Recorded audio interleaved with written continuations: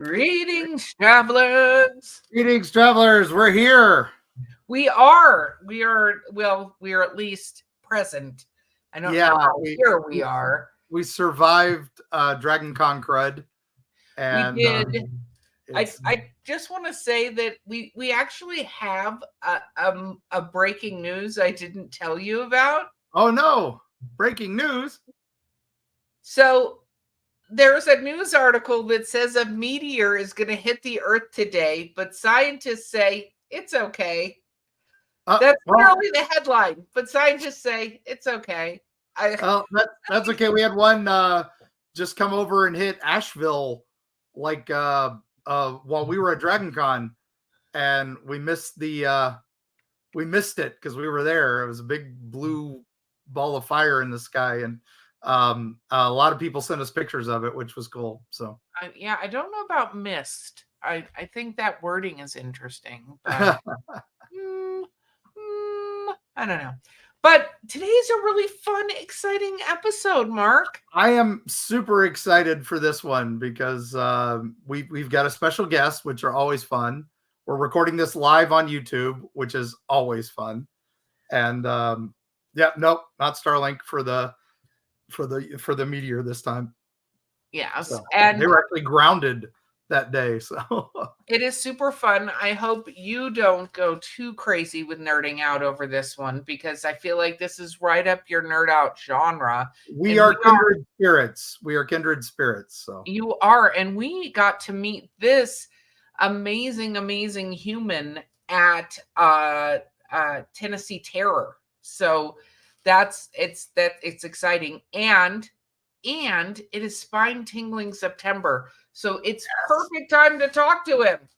So do you want to call forth, or shall I say summon our... let's bring him on without any further ado and allow him to introduce himself here. So yes. Hi, Allen. Wow, I've been summoned on spine-tingling September. It's quite a treat. Yes. So let's tell the folks at home who you are. So I'm Allen Sircy. They call me the American Hauntstorian. I do tours in Gallatin, Tennessee, and I was telling somebody, they're asking what I do for a living. Like, well, I'm a historian. They're like, you're a Hauntstorian. So I'm gonna steal that. And so I stole it, put them on business cards. That's good. That's good. Yeah. It's very clever. So okay, you've got to give this some. So you are an author along with being a historian, right? Yes, ma'am. How many books do you have? Oh man, it's over 20. I've lost track. I dropped a bunch of them yesterday, and I'm not sure. It's over roughly 25, maybe. I'm not sure. Oh, nice. Well, we're so prolific. Oh my gosh, that we don't know how many books we put out. I love it. So where did you start though? Where was your first one? Oh man, the first one I did was back in 2018. It was Ghost of Gallatin. The titles I have is Southern Ghost Stories, Ghost of Gallatin, and it's a long story how I got started. But I started writing a book. Gallatin's a small town outside Nashville, maybe 20 miles to the northeast. During the Civil War, the square burned down numerous times. They were hanging folks behind the courthouse. Lots of historic mansions where things go bump in the night. And I wrote that one. It surprised me how well it did. I kind of did it just for fun, and it took off, and I just kept going. I mean, Tennessee, there's so much history in Middle Tennessee, from the Civil War, from slavery, the Native Americans, just horrible fire codes, just a lot of weird, bad stuff has happened in this corner of the universe. So I did Gallatin, went to Murfreesboro, Franklin, and all the while I was dabbling on Nashville. And by the time I got to Nashville, I broke it up and did 4 different books, because there's just so much stuff, right there by the river and all the craziness that happened back in the 1800s. Yeah, Asheville's wild. We're working on a Smoky Mountain book, and we're starting it in Chattanooga, and we realized, oh my gosh, Chattanooga has become a third of the book just because there's so much that happened right there. So. Yeah, Chattanooga's got, they got cryptids, they got ghost stories, the Reed House, the Tennessee River Monster. Chattanooga, there's a lot of history in Chattanooga. Yeah, we're excited. Yeah, it's going to be fun. Old Green Eyes, if nothing else. Mm-hmm. So, all right. So you started doing that, doing the and now you're doing ghost tours as well? Yes, sir. Just kind of a natural progression. I wrote the book, and folks were asking me, take me around the square. So I started doing it, and I do them in Gallatin as well as Hendersonville, which is maybe 5 miles down the street. So I stay up here in Sumner County. I don't really go into Nashville because Nashville is like New York City nowadays. But I do up here in Sumner County, away from the city. That's good. Well, wait a minute, but you said 25 books since 2018. If I do that math, that's like 6 years. I'm not even good at the maths. We all know that. So it's like 6 years, and that's a lot of stuff to do in 6 years. Well, if I back up, I made some apps back in like 2015, 2016. To give you the backstory, my wife and I went to Savannah, Georgia, maybe 2012, 2013. And I didn't really want to go. She took me kicking and screaming. And while we're down there, we took some ghost tours. I'm sure you guys have done a ghost tour. We had a blast. I thought it was awesome. Fell in love with the history and the hauntings, how it correlated. Well, the following year, maybe 9 months later, she and I went back and we took another ghost tour. Paid like $40 for this high-end ghost tour. Went to like maybe 4 or 5 places. It's really a ripoff. So my wife, she's aggravated. She said, someone should make an app for $2. There's all the haunted places in it. So I started thinking about it, and she kept prodding me. So I bought me a Mac and taught myself how to code, and I made these apps that had haunted places. Like made one for Savannah, made one for Nashville, New Orleans, Louisville, Boston, Salem, all these big cities. And so I kind of had all these notes in this template. And it sounds like I've done a lot of books in a short amount of time, and I guess I have. But I'm like last night I was up till 10:30 working on something that'll come out next year. Just no days off, and I kind of had all these notes from years earlier. And just applied that to the books and really dug in and went to the archives and read all the newspapers, met with historians, and really fleshed out the stuff that was in the apps. That's the key. That's the key. It's really when you get into that deep dives on it that you start discovering pieces of the stories you didn't even expect, and that's always fun. So I always tell people, like, I have no life. My wife hates me, but it's fun. It's just, it's my life. Well, this is her fault based on the story you told me. So yes, be careful what you wish for. But so doing all this stuff, what about when we talk, I'm sure we could ask you a million haunting stories, but you were actually joining us at Scarefest to do a panel on grave robbing. Yes, ma'am. So where did you go down that rabbit hole? Oh man, I did some books about the Midwest a couple years ago, and there's grave robbing everywhere. It happened, like you said, in Chattanooga. It's a big market there because there's a couple of medical colleges. But when I got to the Midwest, I discovered there was this industry in the 1800s where you had all these colleges, like in Cincinnati. I think there were 3 to 9 medical schools, depending on what year it was. And during that time, they only got a few bodies from the county each month. So if you died in a jail or a hospital, no one claimed your body in 3 days, the medical colleges would claim your body and they would divide them up for their students to dissect. But it's supply and demand. You have the demand, you don't have the supply. You have hundreds of kids in each college, and you're getting maybe 1, 2, 3 bodies a month for each college. So these colleges, if they don't get people cadavers for their students, they're going to have to close down. So they hire folks to raid the graveyards. It's nuts. And this stuff was going on back in like the 1700s. Up in New York City, they were rioting. I think it was the early 1800s. It's called the Resurrection Riots, where this kid went to a medical college, or he was looking in the window. It happened to be a medical college. And this doctor picked up this limp hand and waved it. And goes, "Hey, hi from your mom." And it's just kind of, his mother was already dead, so he really took it personal. And he went and told his dad, and his dad got some of his buddies, and they spread the word, and they just descended upon this medical college, had this big riot. It was just nuts. They had one in St. Louis that they ransacked this college when they found this little boy's playing baseball or whatever sport it was with his buddies, and they knocked the ball over the fence. He hopped the fence and found this pit of just bones. And so he told his buddies told the parents. They came and found all these bones, and they were trying to figure out, what's this from? It's another riot. So yeah, this stuff's been going on for years, and the stories are so over the top because you got to think back in like 1870 or whenever it was, you can make $20 a week working the docks as a common laborer, right?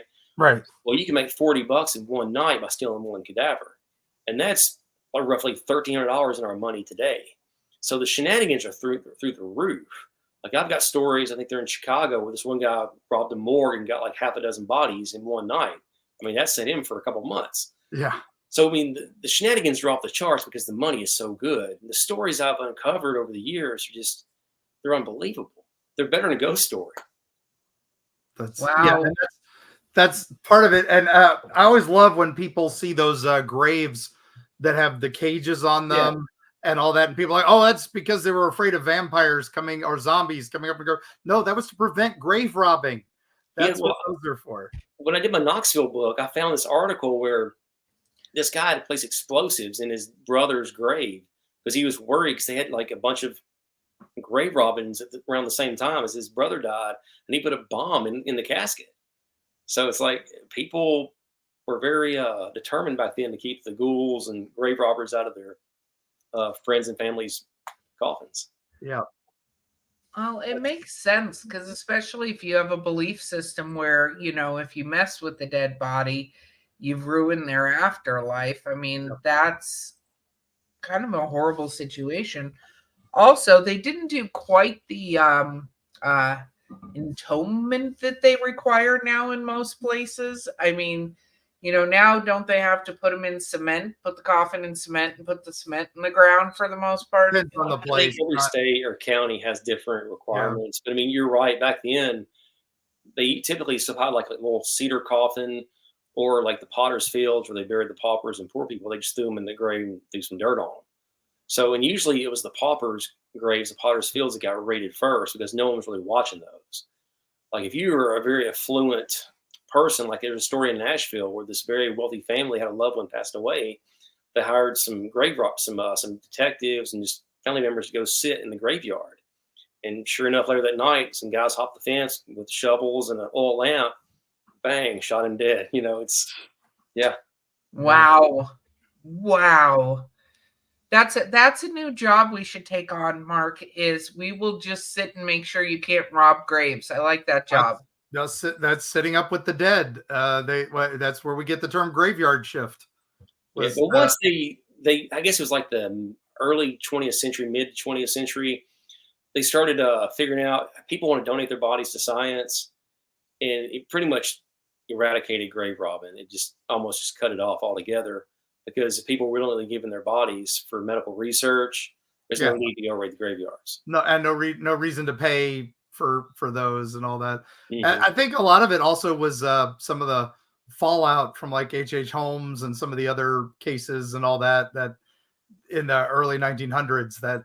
Yeah, and each place was kind of slow. Like when they tried to rob Abraham Lincoln's grave in Illinois, that set off a firestorm where all these lawmakers were trying to, because it used to be like it wasn't even a misdemeanor in some states or some counties, but as like a prominent person's loved one was stolen, or like the Lincoln case, or even Andrew Jackson in Tennessee, the legislature got together. It's okay. We need, instead of a slap on the wrist or $100 fine, now it's 10 years. And that was also a pretty big deterrent as well. Yeah. Because like, I think it was Cincinnati, it was Ohio. There's a guy named Ernest Doebke, and he got popped, and there was no law in the books for stealing a body. So they got him for stealing a rosewood coffin, which is worth, I think, like $14, which would have been like 80 or 100, whatever it is in our money now. I don't know if the calculator says. But see, you're having a time like me with the math. Yeah. I appreciate that. But his attorney went and talked to the cabinet maker, because back then the cabinet makers were the undertakers. They built the cabinets, they built the coffins, and they determined that the coffin he stole was actually just a cedar coffin. It wasn't rosewood, so it wasn't worth but like a few dollars. So he got off because the DA trumped up the charge on him. It's just the shenanigans. It's just wild, the stuff they did, and they got away with it back then.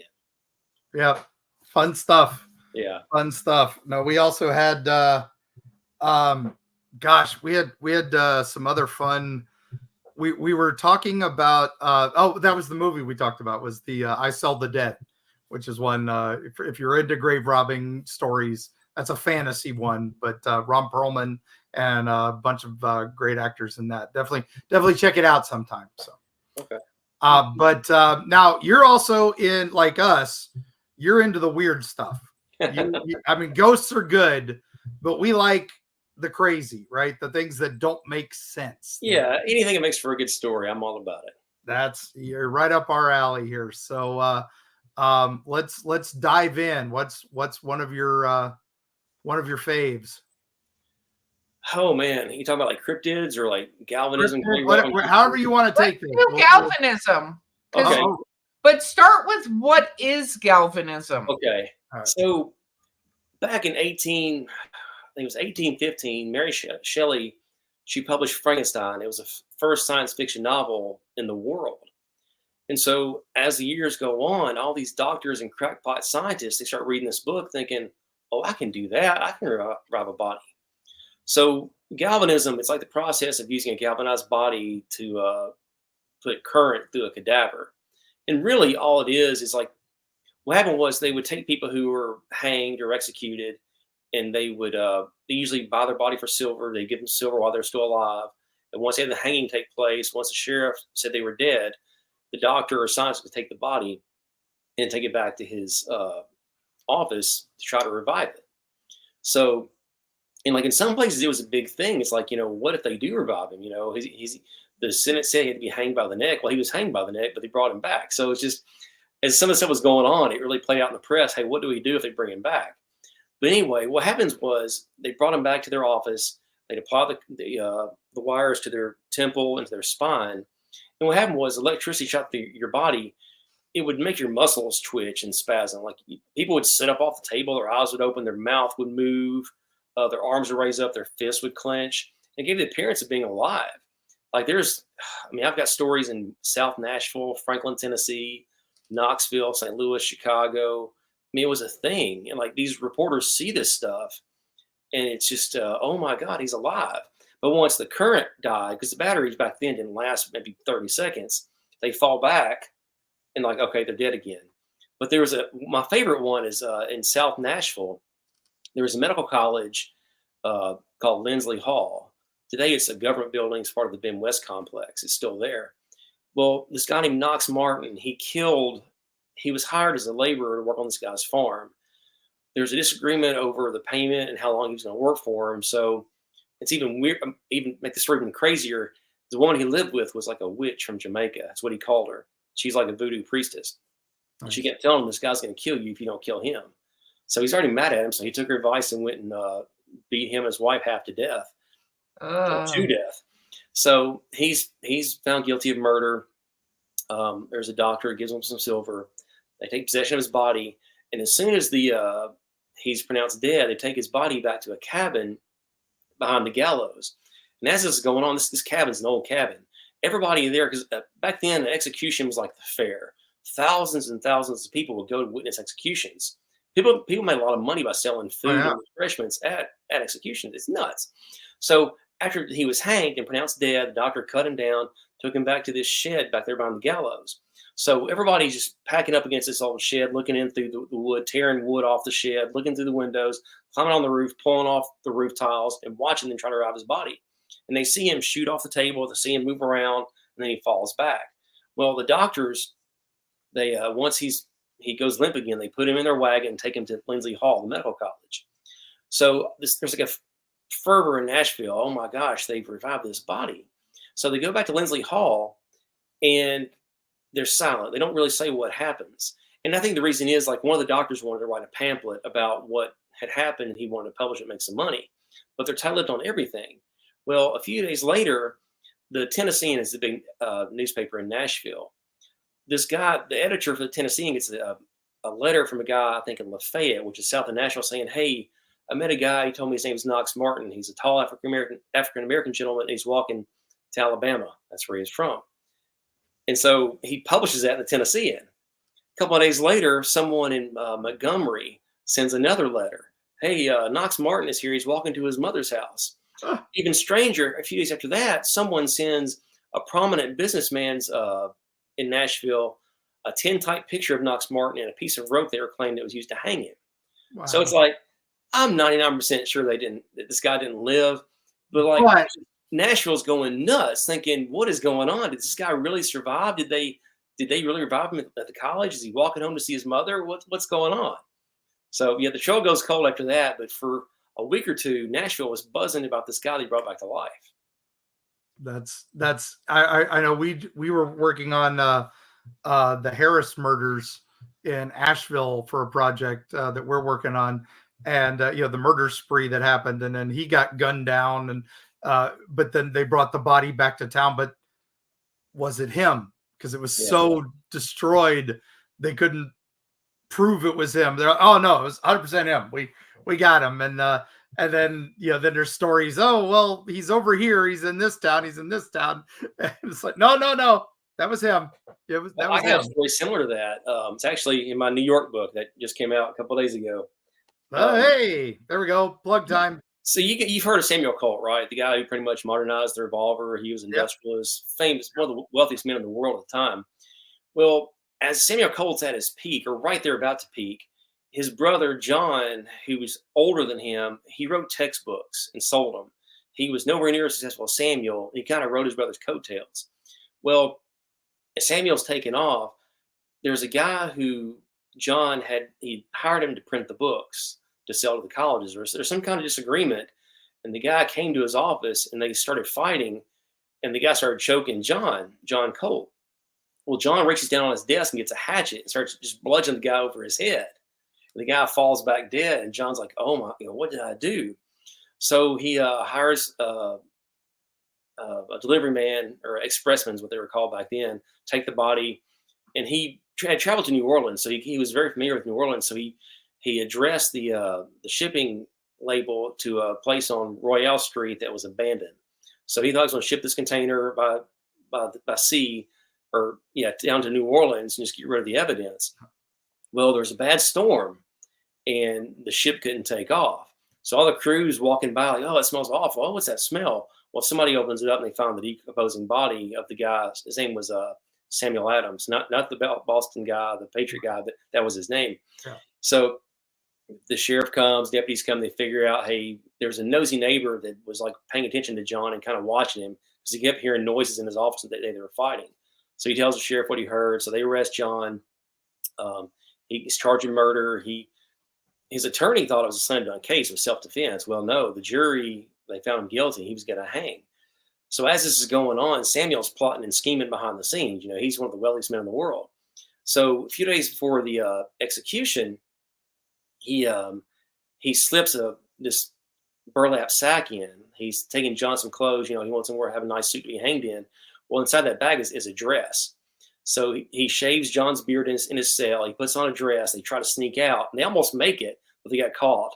I think the old man, the keeper of the jail, found him. They had to go back. But the day of John's execution, he got married to his lady he was living with. And shortly after they got married, he went back to his cell. Well, there's a fire in the prison. What are the odds? Oh, wow. So everybody's scrambling to put the fire out. It's, some inmates kind of slip out. Well, they go back to John's cell. John Colt has killed himself. His face is covered in blood all over his body. So John Colt has committed suicide right before they can hang him. Well, a couple years later, a reporter goes to San Francisco for the gold rush, and he sees John Colt and some of his friends there in San Francisco trying to get gold. Yeah. So it's kind of like, if you Google this, you'll go in this rabbit hole. But the lady that John Colt married before his execution was a girl that Samuel Colt got knocked up in Scotland. So Samuel wanted John to marry her so that the child would have the Colt name so he could provide for it. Because if it's, without the Colt name, it's just another bastard in New York City. Yeah. But with the Colt name, Samuel can take care of it, John's here or not. So some say Samuel Colt really did commit suicide, but with all the stuff Samuel's doing behind the scenes, it wouldn't surprise me at all if he arranged for another body to be shanked and put in his cell. And he could have paid off the coroner or official, whoever, okay, yeah, he's dead, throw him in a box. It's over. So yeah. It's just nuts, the stuff that went on. Like you said, is it him, is it not? That just reminded me of the John Colt story. That's all this. We've done so much digging on these things, and it's fun when you start really getting into the nitty gritty on these things, and you start finding, okay, wait a minute, there's a bunny trail here that somebody needs to follow, although it was 1800s. And so of course, yellow journalism on top of it makes it tough to really dig in, but yeah, who knows? But if you think about it, back then, we're so used to forensics. Like it's interesting when you think that like O.J. Simpson was one of the first trials that tried to introduce DNA. That did not go well. I'm not even going to go down that rabbit hole, but that, you know, that was one of the first trials they brought up DNA, right? That wasn't so long ago. Yeah. And so you think back to what forensics, even fingerprints, like all sorts of stuff, and you start putting sort of timelines on it and being able to tell whose blood is who and do a DNA test. Because, like, to your point on some of this, you destroy the face of somebody, you know what I mean? Like, how do you know it's that person for realsy unless they have like a distinguishing mark somewhere on their body? But tattoos were not as prevalent as they are now. There weren't like necessarily ways to do it. So it's so easy to think that somebody with that much money went, okay, I'm going to try to sneak out. And if I can't sneak out, this is plan B. Go light the prison on fire, right? Yeah. Because again, there weren't fire trucks, there weren't fire hydrants putting out a fire. The bucket brigade from the creek or the closest water source. Right. Exactly. It was a whole ridiculous thing to do that. So it's so interesting to me when you think about it and you go, there weren't necessarily photographs the same way. I mean, people did photographs, but you had to sit still for however long, right? For the camera. And you couldn't smile because the teeth would like glare and cause the photo to be useless. And that, smiling in photos didn't happen until what, the 1960s, I think, or 40s or 50s is when people finally started smiling. So, you know, the rabbit hole I can go down is spirit photography. You ever guys hear about that? Oh man, yeah, that's all kinds of fun. What is spirit photography? It's actually in the New York book too. Another shameless plug. Shameless plug. I love it. But I have other books that talks about it. But just I thought about that because you guys said photography. Yep. There was a guy in New York City. I can't. Mumford, I believe was his name. Yep. He moved to town. He had done it in Boston, and what he did was he was doing, because back then there was a lot of, you had to be a scientist to take a picture. You had to like have the glass. You had to dip it in some chemicals. You had to put it in there. You had to lift the cloth, let the light expose the glass. You had to take it off and put it somewhere dark for a while. Then expose it to more chemicals. Process for making a picture it took almost an hour or two to do it. Well, there's a guy in Boston who was doing this, and somehow he was making other people show up in his pictures. And he was telling people, "Oh, that's your cousin Johnny. That's your sister." And he was doing this in Boston, and he made a fortune. But somehow someone found out he'd done something nefarious, and he moved to New York City. Well, New York City is a bigger city, more people, and he just made a killing. He got brought into court, and they couldn't. They found him all guilty, but because they couldn't prove he actually did what he was accused of, he got off. He kind of went away, but he stopped doing the spirit photography. But yeah, they couldn't find him guilty because they couldn't figure out how he did it. But he was doing something. They didn't know double exposure and things like that yet, which is what he was doing. And we had that whole thing when we were talking about Ed Walters and the Gulf Breeze UFOs. And that was in the 80s, and he was basically doing that same thing from the 1890s. But yeah, so, I mean, during that time though, in those people's defenses, the Civil War is still fresh. People or their loved ones went off to Tennessee or Georgia or Mississippi, wherever they went, and they just never came back. So people never had closure. So this guy can go around saying, "Oh, I got a picture of your cousin Johnny who went off to fight at Chickamauga. Oh, yeah, please take my picture with him." You know, he'd charge, I think, like $5 or $10, which is like a few $100s in our money. So the guy made a fortune. Yeah, and it was, this is, Fox Sisters and all that was going on. Victorian spiritualism was huge at this time again. So, and it come back full force. So yeah, that was just one more fun thing. And that was, and then there was the other guy who was doing the ectoplasm photos. Who's the guy who wrote Sherlock Holmes? He was involved in Conan Doyle. Yeah, Conan Doyle was fascinated by it. Yeah, he gave lectures in New York City. They're actually about it in the book. Another shameless plug. Yeah, he was a brilliant man, but he was kind of hook, line, and sinker on the spiritualism stuff. Like it was the Cotland fairies and the ectoplasm. Yeah, he was all about that stuff. And Houdini was like, "Stop! You're falling for the wrong things." But yeah, well, I know how to do this. I'm a magician. I can show you how to do this. We need to take a quick moment of silence for our for when this goes to the podcast realm. So, moment of silence for our break. And we're back. Okay, good. That's all we need. That was so long. It was horribly long. Thank you, sponsors, for playing those wonderful commercials, and hopefully life gets to hear. I love it. Yeah. So so I do have a question for you. So you talked about your wife getting you to go to this ghost tour. Have you been into the paranormal for a long time? Well, I lived in a haunted house in Nashville for years. Do tell. Back in, was it 2005, 2007, somewhere in there. Well, back in 98, my great-grandfather passed away. In 05, 07, whenever it was, my great-grandmother, my family put her in a nursing home. She was pushing 100 years old, and she couldn't take care of herself. So to back up, if you're familiar with Nashville, there's a historic house in South Nashville called Traveler's Rest. It belonged to Judge John Overton. He was a Superior Court Justice. He was Andrew Jackson's best friend. He's a very affluent guy. He founded the city of Memphis with Jackson. So in the 50s, my great-grandparents bought 2 acres from the descendants and built a house there. Well, the first night, my uncle called and said, "Hey, can you come take care of this place? Would you move in?" And I said, "Sure." So I moved in. The first night I'm there, a trash can in the kitchen moved 8 feet in the middle of the night. I woke up and there's a trash can in the middle of the floor, and just kind of, I wasn't there last night. So I'm there a little longer. I noticed there's a light in the den. Each night I'd turn it off. I wake up each morning, it'd be on. I come home from work in the day, in the afternoons, and all the TVs be on. I had 3 TVs in the house, and all 3 would be on. Just weird stuff, you know. I mean, I kind of figured there was something going on because I knew the land had a lot of history. Well, in the 1300s, it was the Indian village. And in the 1800s, is a working plantation. So there's some history there. After a while, something happened, and I hopped over the fence and walked to the mansion. I talked to someone who worked there in the house. And they're like, "Oh, I can assure you there's no ghost, and nothing happens here. No such thing as ghosts. You're wasting your time." Okay, thank you. So I go to leave, and this lady gets out of her car. She's wearing the period attire. She's a volunteer. I said, "Ma'am, I live right over here. Strange things are happening. You know, is this place haunted?" She goes, "Honey, there's so many ghost stories here, but I'm not allowed to tell you." I said, "Okay, I get it."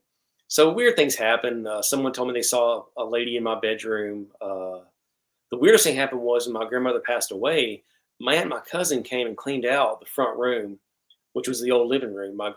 All her belongings were in that room. Well, my aunt and my cousin came and cleaned out the room. I was in the other part of the house. They leave on the side of the house I was on.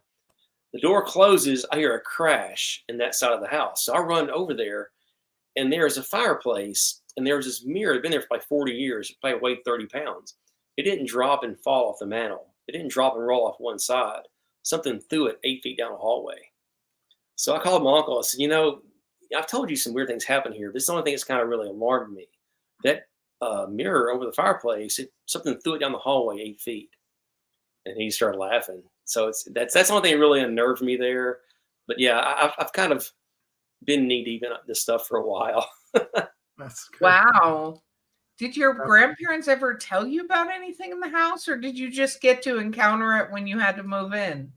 No, I mean, and I talked to a historian because when the Overtons were there, I was told that my property would have been like a stable. So maybe from the Native American times, or it could have been something when my grandmother got mad and moved her stuff. I don't really know.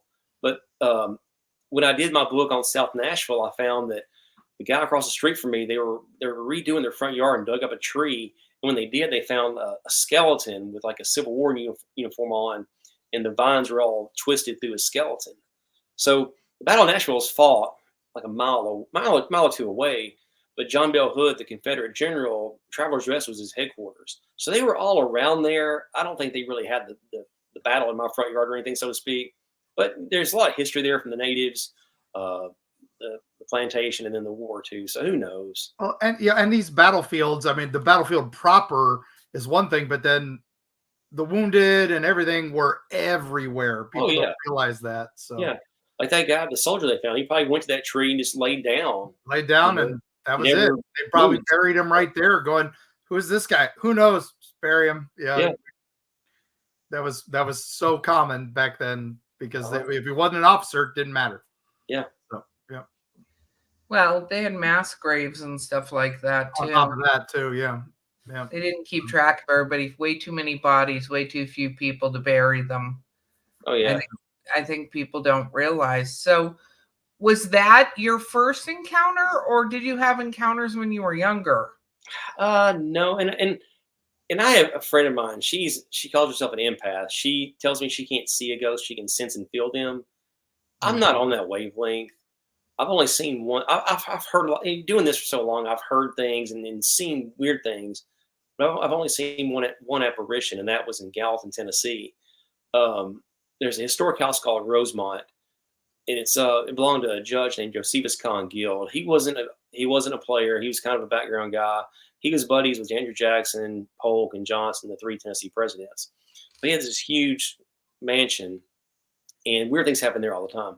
But I went there one day to see the director, and I pulled up. I didn't see his Jeep, so I parked in the front yard, and I walked through the breezeway on the side of the house. And as I'm walking through this breezeway, I turn to my right, and I look in the reception area, and I see a man in a fedora turn to the side. I look again, and the guy's gone. So I messaged the director. I said, "Hey, tell me I'm crazy, but there's a guy in a fedora back there in the reception area." And he wrote back, "Oh, you saw Squire." Well, who's Squire? Well, Judge Guild, all of his children became judges and attorneys. So Squire, I think, was his grandson. And unlike the other guilds in the house, his wife loved to entertain and throw lavish parties in the mansion. Well, Squire, he liked to go to his garage, which is now the reception area, and tinker on his car and listen to the radio. They say that's where you could find him all the time. So I'm wondering if now today he's there in his happy place there in the reception area. Wow, that's awesome. Yeah, no, I think it's really interesting. I always wonder with people who research or look into the paranormal, I think, there's different people that I've met that can feel them, see them, hear them, different things. It's just always interesting to go, how did you broach the subject to even talk about ghosts, right?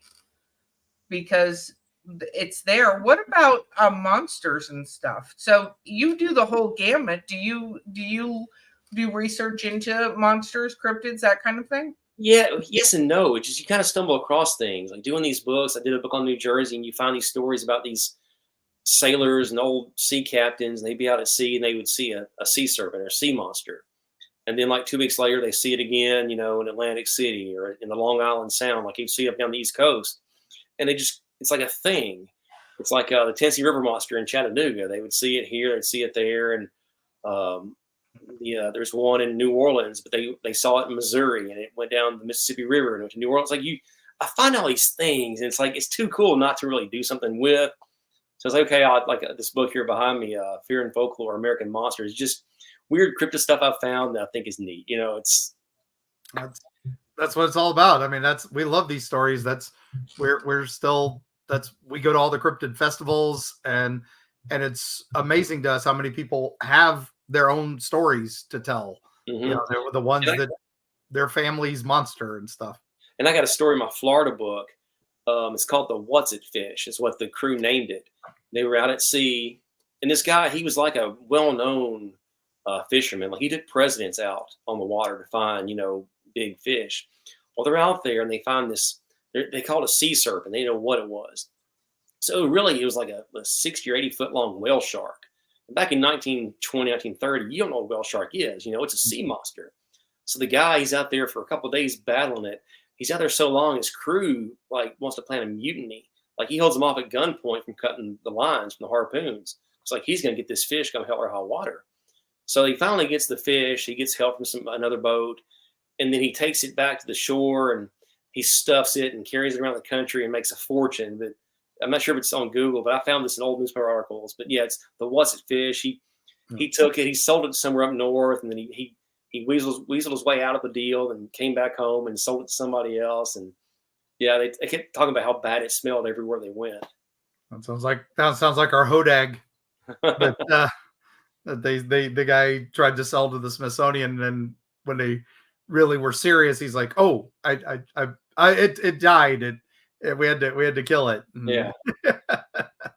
No, it's so interesting, and again, you think about the fact that taxiderming fish and putting the big marlin up on your wall was not a thing back then, especially for something like a whale shark, which is huge. Yeah, they were trying to use plaster and all the stuff to keep it together, and it was just falling apart and smelling so bad. He made a fortune charging people a quarter or whatever he was charging to see it. Oh yeah, that was the secret back then. Was quarter a pop. That was the Ringling. Yep. Ringling and P.T. Barnum. That's how they did. A sucker born every minute. Mm-hmm. So, yeah. So what is a monster that surprised you when you started looking into it? Oh man. It's hard to say. There's something like the Jersey Devil's fun, but then again, the Jersey Devil's kind of like the Bell Witch in Tennessee. It's a story of a tale that's become a legend. You don't really know what's what. Yeah. Let's see. There's one called the Hendersonville Shadow in Tennessee. There's back behind the Cumberland River in Sumner County. It was the old Native American land. They find arrowheads and Native energy is darker than other spirits or whatever you want to call them. But I met a guy who told me that he would see this shadow up in a tree, and he would see it running in the woods, and it was almost like a monkey, but it was like a man. And it's something like a lot of folks have seen out here in Sumner County. It's the Hendersonville Shadow. I'm not sure if you can Google it. Yeah. Something I found I thought was just really, really intriguing.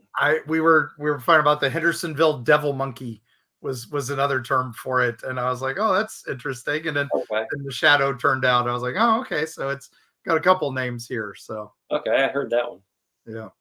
Oh wow. No, I think it's always fascinating. What is a story that you started to research and then found that kind of completely fell apart? Oh man. There's one, oh shoot, there's several. What's the one up in New York where the guy was pranking his buddy and he put a bunch of wood and stuff out in the water? I can't remember. It was a well-known hoax, but I think it's back in New York State. It wasn't New York City, New York State. And he was putting timber and wood out there to resemble a monster, and his buddies would go nuts. It's in the book. I can't remember what it's called off the top of my head. But yeah, that one was really funny to read because the guy tried to keep it going for as long as he could. Yeah. Well, the pranking's fun until you really scare or piss off your friends and then they get revenge, right? Yeah. Where's somewhere you want to travel to investigate things? Well, it's funny you say that. I probably shouldn't. I guess I will. I've got a lot of notes for San Francisco. I've got sea monsters. I got grave robbing. I got ghost stories. But like you watch the news, and San Francisco is kind of like the place not to be right now. So I'm going to hold off for a little while, and hopefully it gets better out there. Yeah. No, yeah, definitely. Hopefully improve soon. Yeah. But, now we were talking to, we had some recent guests and that had been, talking, Bigfoot in Eastern Tennessee and Western North Carolina that quite a bit. So, do you touch on any of that in your research or? Yeah. And again, it's kind of like the Jersey Devil, story of a tale has become a legend. But I did have a story in the book, and I call it the stench because that's what the lady called it. And it was a guy who I know, who I trust, was telling me when his mother was younger, she's a teenager in Spring Hill, Tennessee, which is south of Franklin, kind of out there. I mean, it's really developed now, but years ago it was nothing. She's walking down this path one day, and she turned around and saw this big, like larger than a gorilla, started chasing her. And she said that as scared as she was, the only thing she remembered was the stench. She always called it the stench. Mm-hmm. And my buddy's telling me, like, my mother was a church-going, God-fearing woman. She would never make something like this up. And like on her, to her dying day, she swore that the stench chased her through that path. And the only reason it stopped was when she got to her home, she was screaming for her dad. Her dad walked out to the front yard with a shotgun, and that's what scared it away. But I guess it's a ancestor or a relative of Bigfoot. I don't really know, but it's all the similarities of Bigfoot. Well, stench gives it the skunk ape, feel. So yeah. So we've had many stories about the smell. So it's I don't know if they bathe a lot. So. Yeah, I got tickled because she called it the stench. I'm like, that's just too cool of a name to not. That's a great name. Check with the stench. I like that. I love that name. That's a perfect name. What is your favorite story that you've looked into so far? Something that you really, really thoroughly enjoyed? Because you've got so many. So is there one Yeah, you absolutely adore? well, you alluded to earlier. It's a Gray Robin story. It's called the Harrison Horror.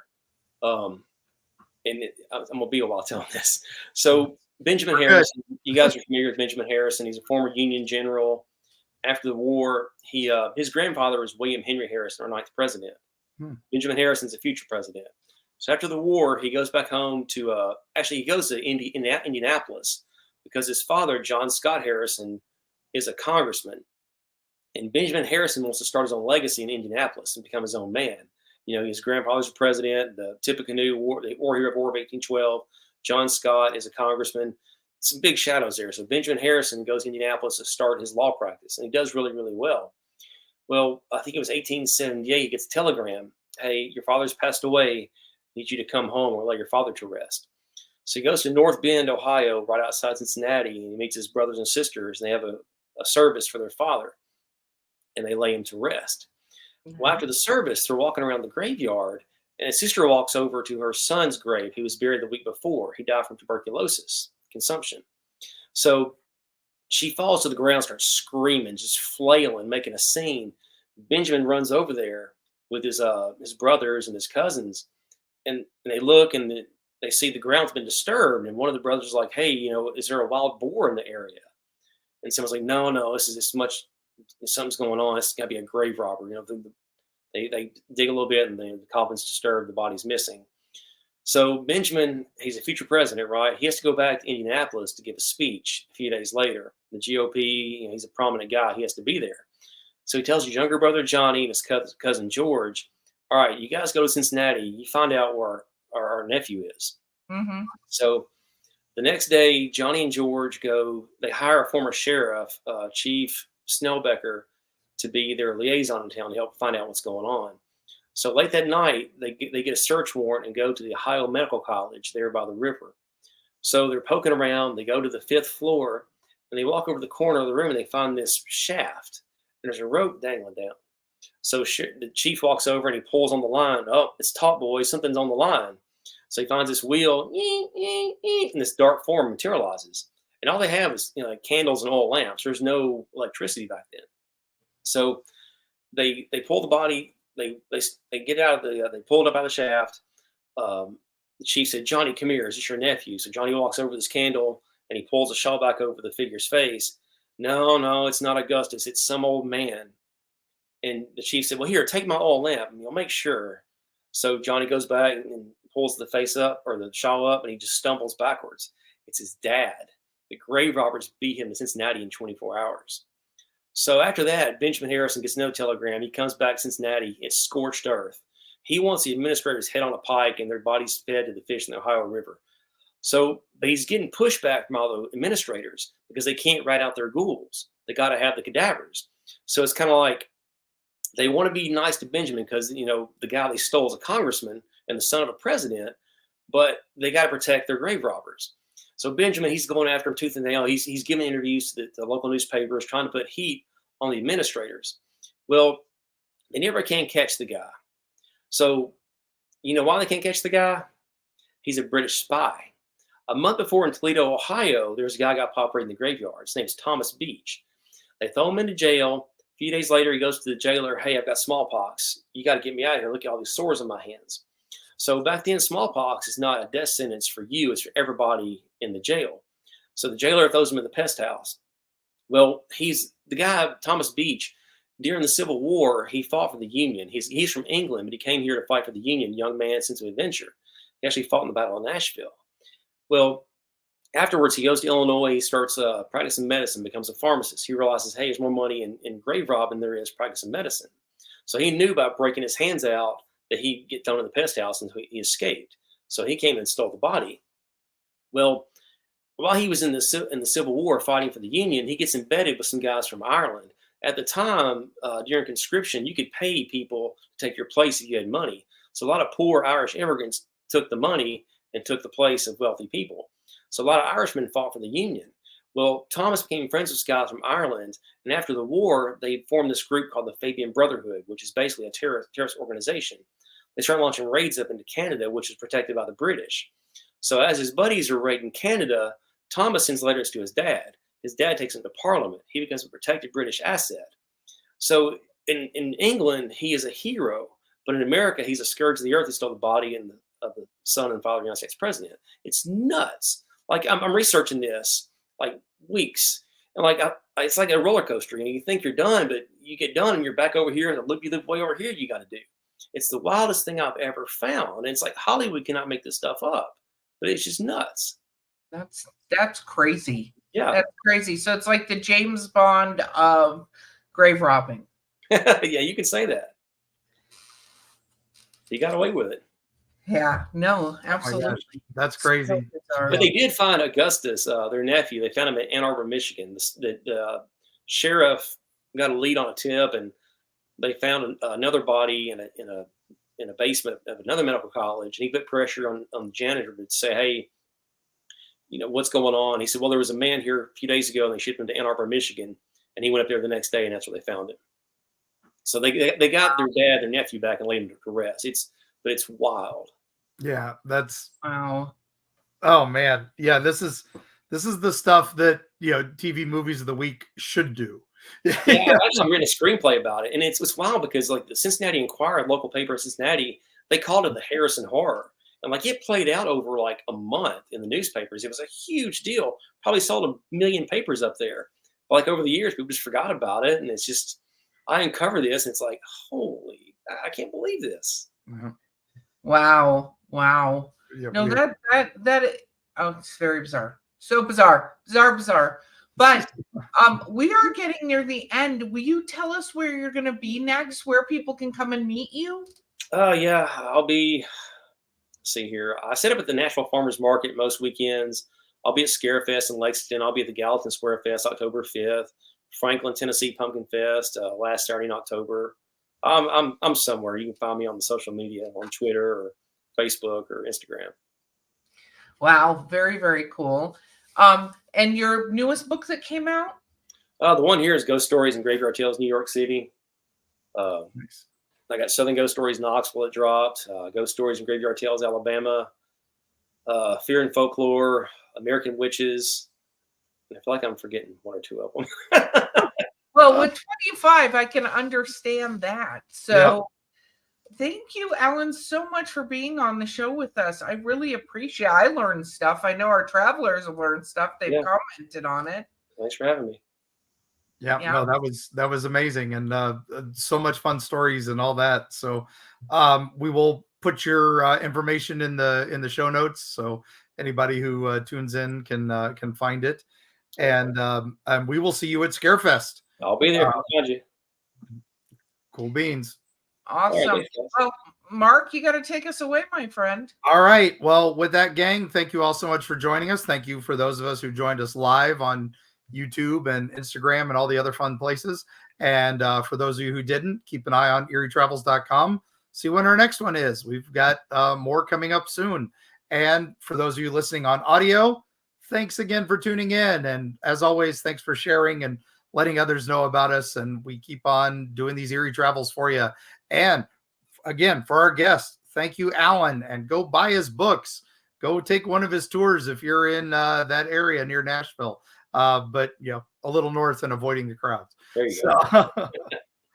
But thanks again, Allen, for coming on. Yes, sir. And as you're out there in the woods and you're walking late at night, or if you're walking by that graveyard and you hear some strange noises going on, just remember it's usually private property and best not to go in because you don't want to be visited by a dark spirit. It's usually the police. And we will see you on the other side.